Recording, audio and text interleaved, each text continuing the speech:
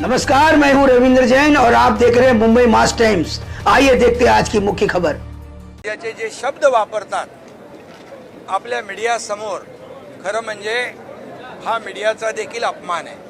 किती वेळापासून काय काय बोलतायत तेही आपण पाहिलेलं आहे। याचा राग संजय पाटील यांच्या मनामध्ये आहे।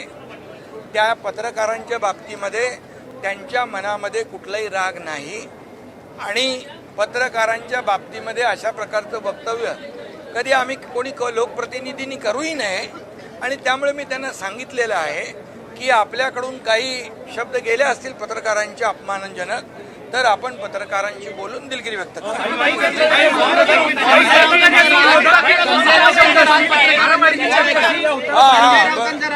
म्हणून मी सांगतो त्यांनी तशीच भावना व्यक्त केलेली आहे।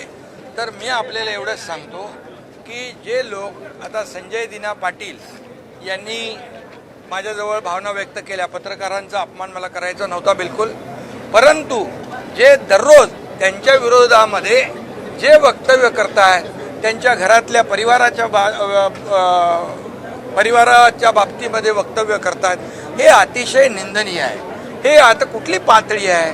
किती दिवस तुम्ही बघताय? अगदी 2022 पासून आपण काय भाषा काय लोक वापरतायत? म्हणजे ही काय लोकशाहीमध्ये हे काय महाराष्ट्राची संस्कृती आहे का? ही महाराष्ट्राची परंपरा आहे का?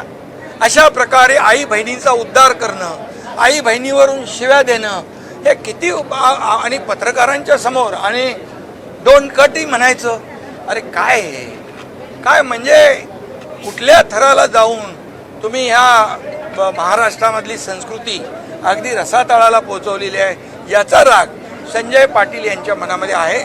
मी पुन्हा एकदा सांगतो, संजय पाटलांनी माझ्याकडे भावना व्यक्त केल्यात, कुठल्याही पत्रकारांचा अपमान मला करायचा नाही आणि त्यांना या बाबतीमध्ये माझ्याकडून काही बोलणं अनावधानाने झालं असेल तर मी बिलकुल दिलगिरी व्यक्त करेन। अशा प्रकारचा माझी आणि त्यांची चर्चा झाली आणि मी स्वतः सांगतो की पत्रकारांच्या बाबतीमध्ये कधीही लोकप्रतिनिधी असेल, आमचा विषय असेल, आपला पक्ष असेल तर कधी कुठल्याही प्रकारचा अपमान, पत्रकार आणि लोकप्रतिनिधी हे आपण दररोज एक दुसऱ्याला पूरक आहोत। त्यामुळे मी आपल्याला सांगतो, अशा प्रकारची भावना आमच्या कुठल्याही माणसाची नाही।